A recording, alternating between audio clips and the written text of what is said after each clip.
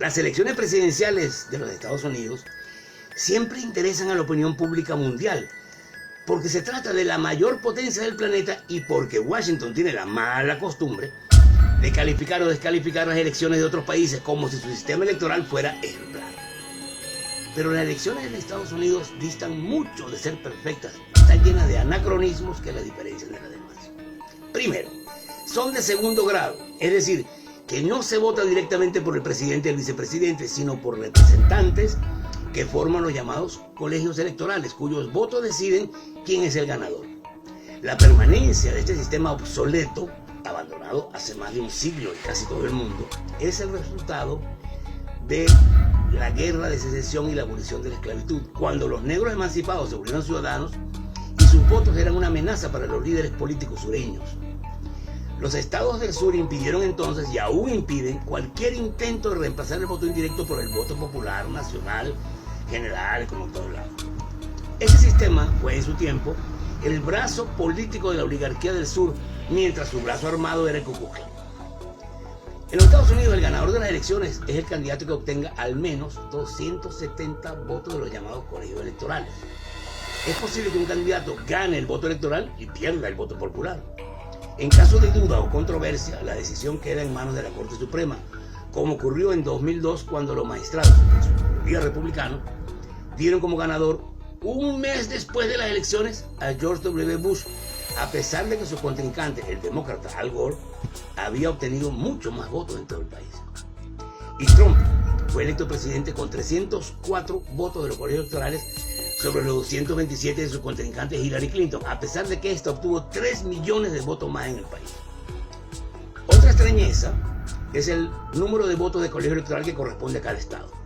Por ejemplo, Wyoming, con 500,000 de habitantes, tiene 3 votos en el colegio electoral, un voto por cada 160,000 habitantes. En cambio, California, con 34 millones, tiene 55 votos, un voto por cada 600,000 habitantes. Pero lo más grave y antidemocrático del sistema electoral estadounidense es que no existe límite alguno para la cantidad de dinero que individuos, grandes empresas o transnacionales pueden aportar a los candidatos presidenciales o a los legislativos. Semejante influencia del sector privado en la política desvirtúa y prostituye el servicio público, dando prioridad a los intereses empresariales sobre los intereses generales del país o habitantes. A esta práctica se atribuyen las grandes deficiencias militares del país, a pesar de su gigantesco presupuesto de defensa, el deterioro general de la infraestructura vial y ferroviaria, de los sistemas sanitarios y educativos y la creciente desigualdad y pobreza que afecta a la población. A lo anterior, hay que añadir que en 36 estados no pueden votar 21 millones de personas que carecen de un documento oficial con su fotografía y que, salvo en los estados de Vermont y Maine, no pueden votar los privados de libertad y quienes hayan sido sentenciados en el pasado, lo que en el país del mundo que tiene más presos en cifras absolutas y porcentuales implica una segregación por raza y clase que perjudica a las grandes minorías de afroamericanos y latinos.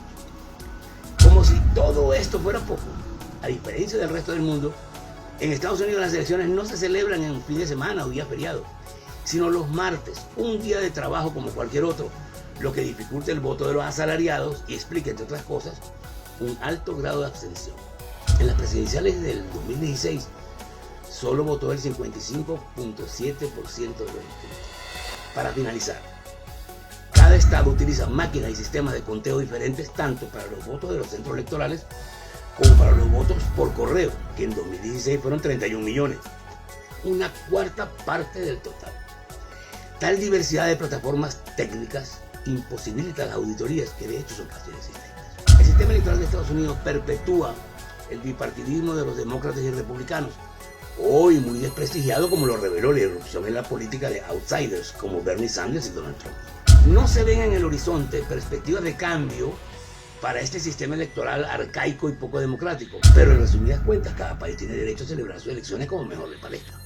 A lo que ningún país tiene derecho es a descalificar las elecciones de otros países, como ocurre, por ejemplo, con Venezuela, cuyo sistema electoral es, según el expresidente Jimmy Carter, el mejor del mundo, lo que no impide que Washington se niegue a reconocer los resultados.